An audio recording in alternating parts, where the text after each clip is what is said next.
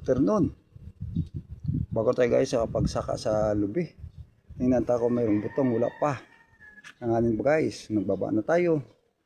Nagputo lang tayo ng mga paklang kaya na. Subong saka naman tayo guys sa babaw sa Indian Mingo ng taong takon. Dalag ko ng bunga kung damo bunga. Ang tawag nyo guys kung ano magsaka sa Indian Mingo.